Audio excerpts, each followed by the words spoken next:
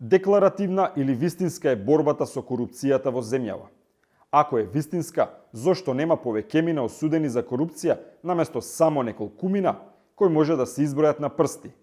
И зошто оние кои треба да ги гонат корумпираните на крајот завршуваат како осомничени за корупција?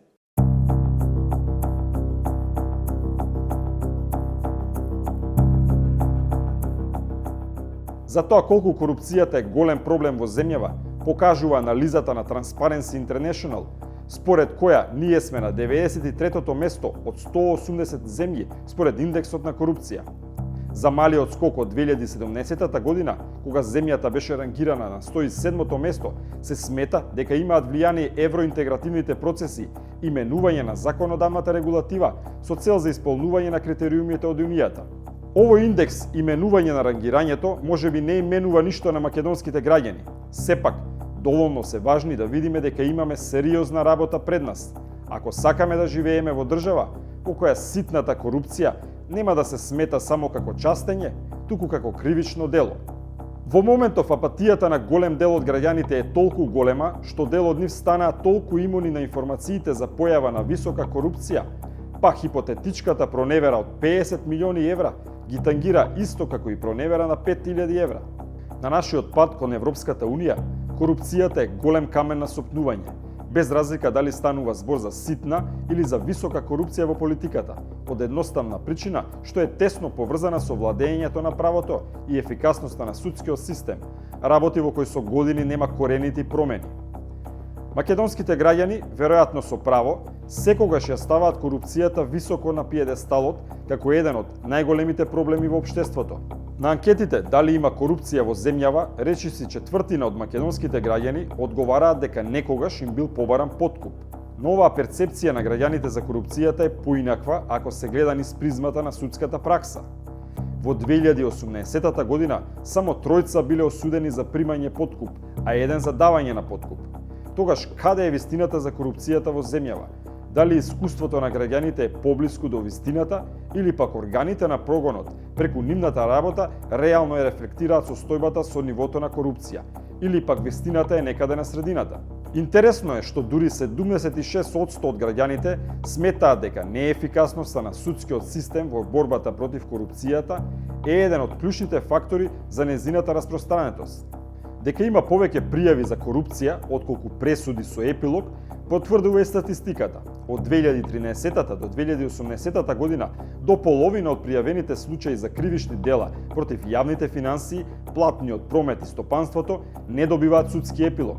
Во 2018 на пример имало 272 пријави за кривични дела против јавните финансии, платниот промет и стопанството, а од нив обвинети биле 152, а на крајот биле осудени 119 од нив.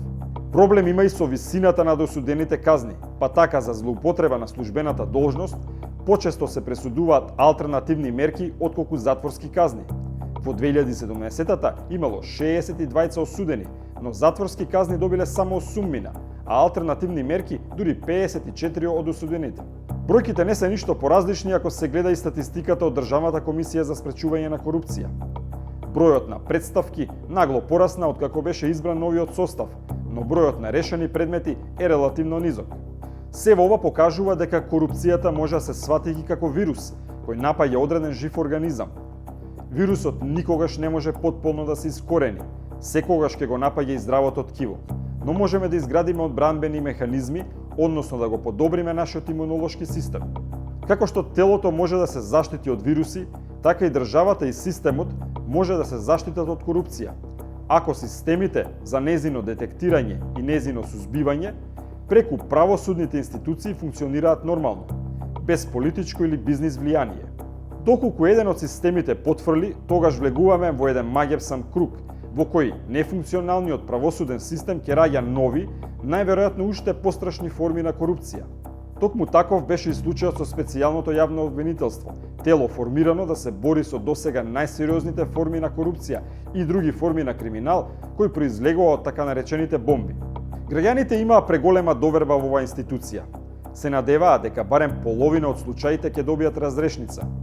Но голем дел од довербата и надежта се срушија преку ноќ, како кула од карти, кога првиот човек на СЈО, Катица Јанева, заврши зад решетки, токму под сомнение за корупција.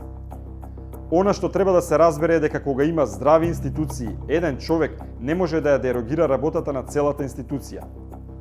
Кога институцијата ќе има здрави темели и минат труд од решени случаи или предмети, тогаш довербата нема лесно да се разниша. Сето ова покажува дека корупцијата може да ни се повторува како фарса, ако не се работи на превентивни механизми за незино искоренување. Европската комисија подолго време смета дека во земјава политичката волја е еден од клучните фактори за сузбивање на корупцијата. Се бара и зајакнување на независноста на судството и поактивно спроведување на новите регулативи за спречување и борба против корупцијата. Но дури и европските институции се реални, дека законите може да бидат само парче хартија, ако нема политички консензус и волја за нивно спроведување. Корупцијата се раѓа и се решава на маса. Само е потребно да се свати и да се третира како канцерот на македонското општество, а не како лек за богатење на малкумина.